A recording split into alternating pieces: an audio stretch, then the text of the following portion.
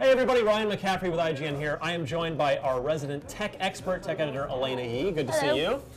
We just got back from the Oculus Rift press conference where they sort of laid out their grand plan. They've got the final version of the hardware, the form factor, the design, and they threw out a few surprises, one of which was a new input method. They're shipping every single one of them with an Xbox One gamepad, which is great for gamers. You've got something you know and love, and it's a fantastic input method that developers can count on everyone having. But then there's this other thing, which we presume will be optional, because they didn't say it's shipping with every single Oculus, and that is what they're calling the Oculus Touch. What in the name of virtual reality is this new device? So it's basically, the project, the code name for it is like Half Moon, and it makes sense because you basically have two circles with, oh man, it's really hard to describe. Yeah, you put you hold them almost like handles. They're like little handles that you're holding onto, right? And then so you have wireless handles. Yes, and so you have access to an analog stick for both thumbs. Right. You've got two buttons next to that as well. One side is BA, and the other side is XY. You also have, I guess what you call shoulder triggers. Right. And then it actually senses what you're doing with it. So movement, gestures, position in the room, that sort of thing. The sensor that you have on your desk for Oculus that tracks your head also tracks these things. Right, so you have this dual controllers for configuration. They were saying in the press conference, really emphasizing that this is for, future application, right? Like as VR game development, continues on, grows, matures, becomes its own thing, they wanted to have something that would, match pace with that, outside of the traditional kind of gamepad. Yeah, their whole thing, they were talking about how in all their testing, when they would first slap the Rift on somebody's head, more often than not, that those people would physically reach out into real space as a sort of trickery of the brain thing going on. So what are they going to use these things with?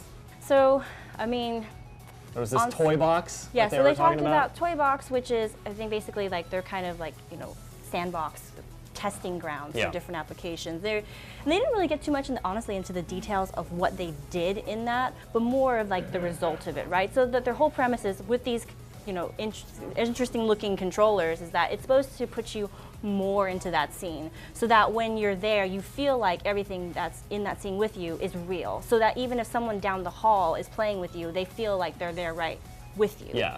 So you can gesture at something with these controllers, and it kind of replicates that normal real-life experience. Yeah, in fact, the gesture thing, there are sensors not only on the outside for the desktop tracker to read, but there are sensors inside the ring of it on the inside portion to somehow it can read like different gestures. Yeah, so like it can tell when you're pointing with the finger, if you're giving a thumbs up. I don't know if they're going to code it for any special gestures. Any special fingers? Yeah, well, we'll see. But yeah, so they were talking about maybe like in a game picking up a gun, but I have a little bit of a hard time picturing how that's going to work. So these kind of inputs aren't new, right? So earlier this year, I got to try the Sixth Sense, their system, which is they have two handheld things along with as part of this bigger system. Same principle, right? So you hold it, and the lightsaber demo I had, you reach out, and to grab the lightsaber, you reach out and then you hit a button to simulate that. But for me, that doesn't feel the same as literally reaching out and grabbing something. Right. So it'll be kind of interesting to see how they're mixing this whole traditional button stuff with like the, as you said, Kinect style gestures. Even with kind of that Wiimote, like moving things in your hand physically to represent what you're doing in the game. And theoretically, there's nothing stopping them from just using one of the two. I mean, they demoed it with both, but there might be an experience. Yeah, they didn't talk about that at all. So we'll see, but very possible.